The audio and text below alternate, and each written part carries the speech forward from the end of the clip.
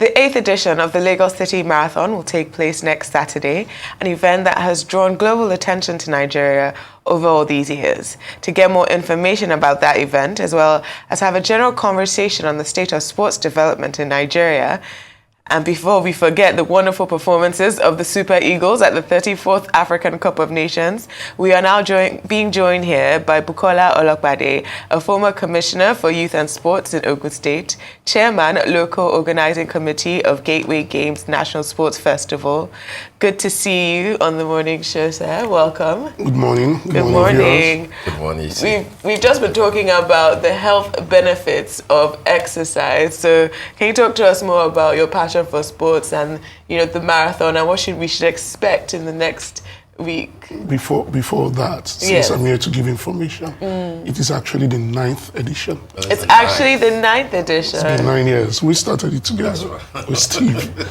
Well, I mean, for me, sports, my background is law, but for me, sports is something that has not only become a veritable tool of entertainment, but a strong tool of empowerment. And my passion stems from that. Of course, all experiences were garnered from when I was Commissioner for Youth and Sports in Ogun State. That was what exposed me to the huge business of sports.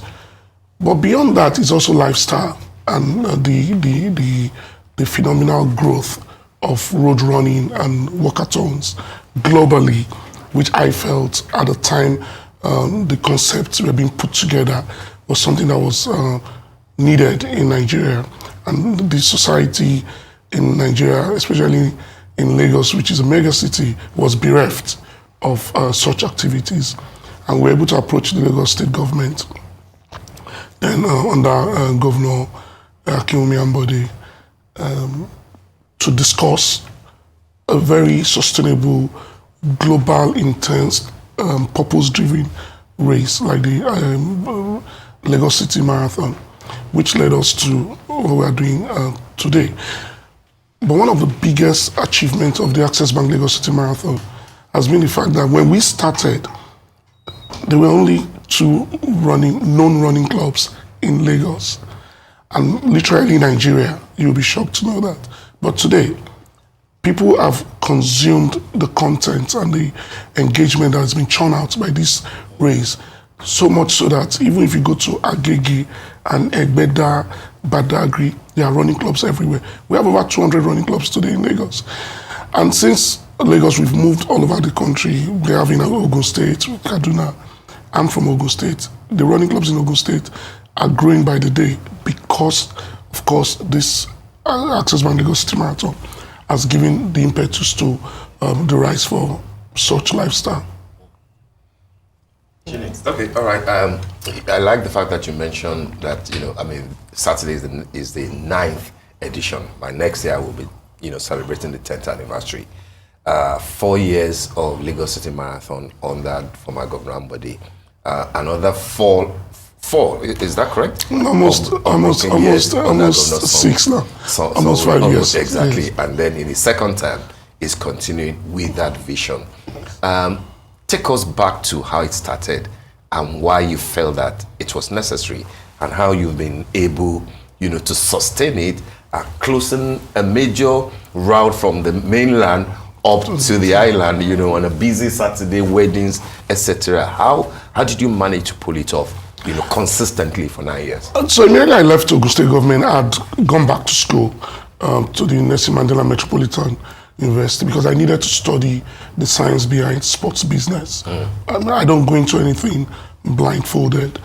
And in that course, I had the opportunity to write a paper on road running, which took me to so many places to see how road running was being organized. Luckily for me, as at that time, if I say this with no seriousness, a football-loving Governor Fashola was just exiting. and Chief Solomon Ogba, the then AFM president, kept on saying, Bukola, we have to, Lagos is a mega city. There is serious growth and money and empowerment and employment generation in road running. Lagos must have a mega race. And I thought, okay, why not? Let's put something together. We did. We approached the government under Governor Akinwumi Ambode. And it was such a short, remember one of our press conferences, we had that discussion. It was such a short presentation. He understood it straight up. And also, when we started approaching corporate Nigeria, he played a huge role in saying, go to this, go to that. He actually picked Access Bank to be the headline sponsor. But one gratitude that I always show is to Governor Babajide Sanwo-Olu.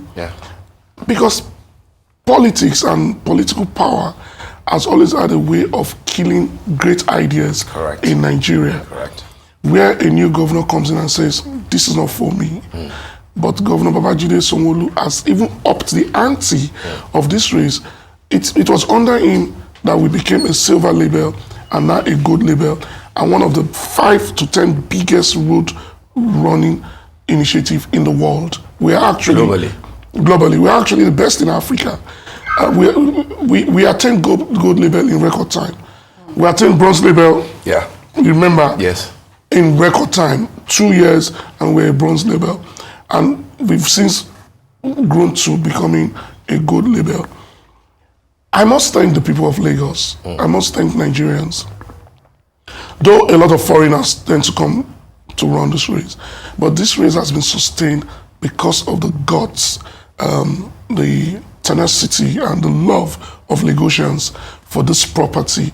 The way they come out in their thousands. I mean, as of yesterday, my team had given out beeps and running bags to over 50,000 people. Wow.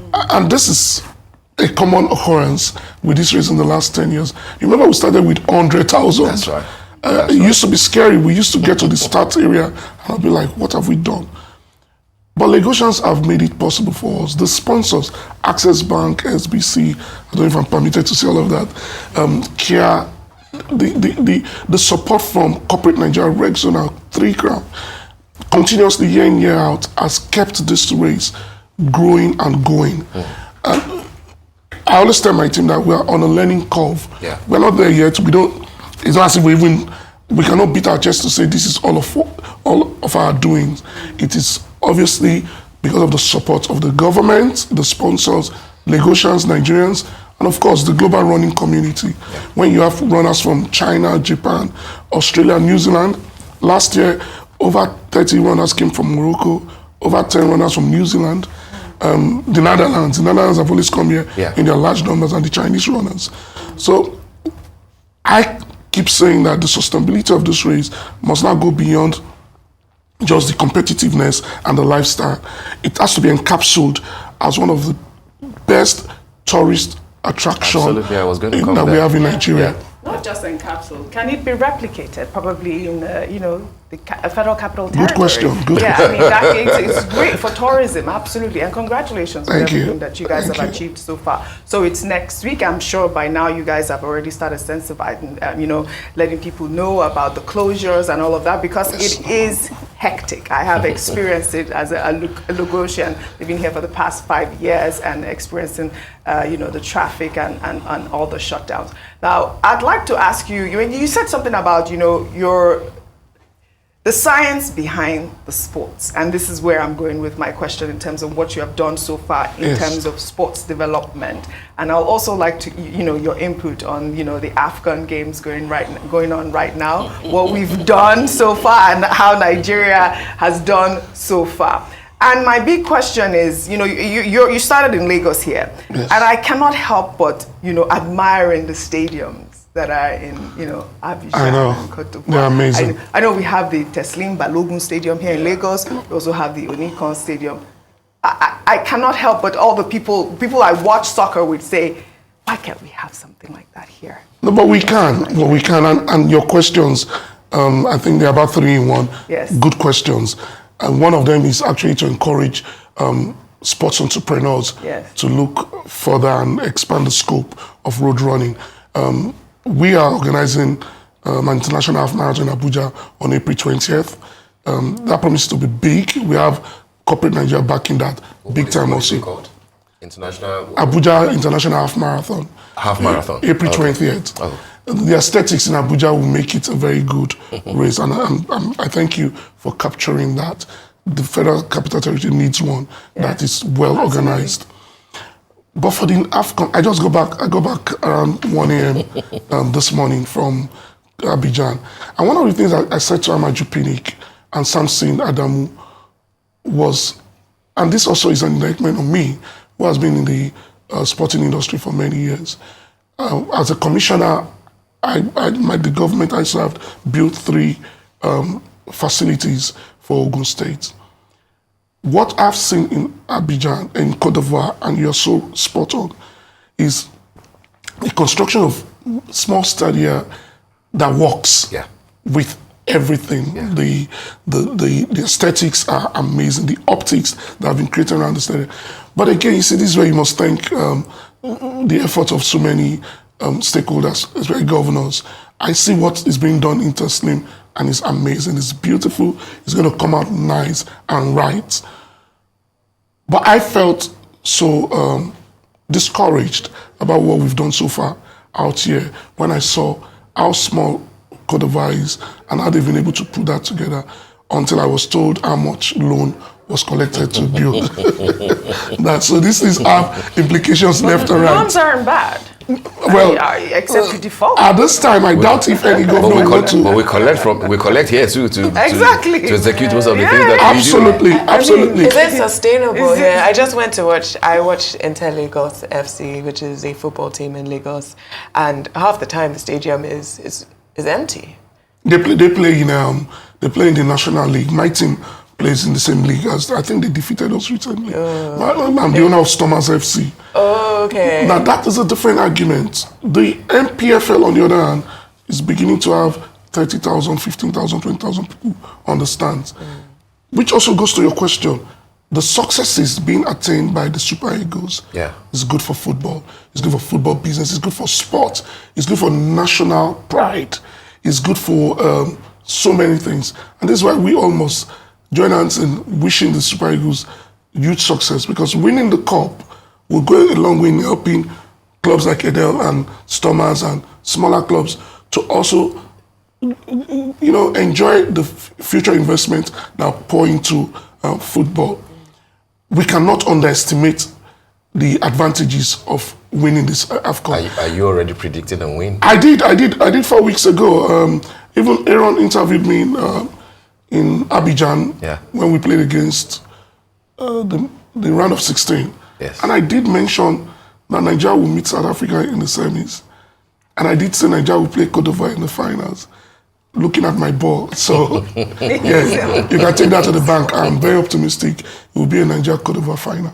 Oh, wow. Nigeria will take the cup by the grace of God. Okay, let's talk a bit about what you saw in Abidjan. But this time around, not about the facilities, but about Super Eagles as a team. And I'm not removing the efforts of the coach. This, was it Passero? Was it Passero? Sorry, this is a man that was derided, chastised, and everything. Did something change? Did we just get it right mentally, or this is Passero in action? To be fair on those who criticized him at the time, our psyche had been beaten down from the very poor performances of the Super Eagles. I remember a bank MD, one of the sponsors, Stanbic, Mr. Shogule to be precise, called me up and said, Bukola, is this what we are putting our money behind? And I joked with him. I said, when you signed the contract to sponsor the NFF, did you sign the contract they must win all their matches? But I understood his frustration. And that goes from there. But let me quickly say this. The symbiotic relationship between President Ibrahim Musa and former President Amaju Pinnick, and the motivational approach by JJ Okocha that I saw in Abidjan is working magic. Absolutely. That has really helped the entire team, from the coaching crew to the management crew to the playing crew. That relationship, that synergy that Amaju Pinnick from CAF and FIFA that is working with Ibrahim Guzo on the administrative aspect of the Super Eagles at this tournament, for me, is the magic. There's a magic behind the scene. And as far as I'm concerned, this is the best I've seen in terms of unity from the administrators, from the presidency to the administrators. And when I say the president ministry, to the administrators, to the players, the presidency was quick to release money, quick to approve money. The motivation was super.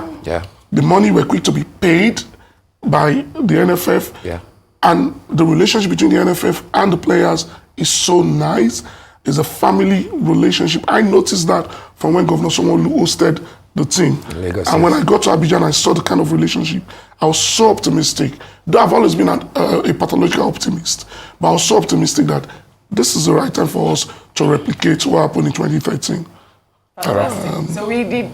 You would say that the team got it right mentally. We are getting it right mentally. That's what I mean. Correct. Well, all right. We'd like to thank you very much for joining us on the morning show. Thank you. Thank you very much indeed.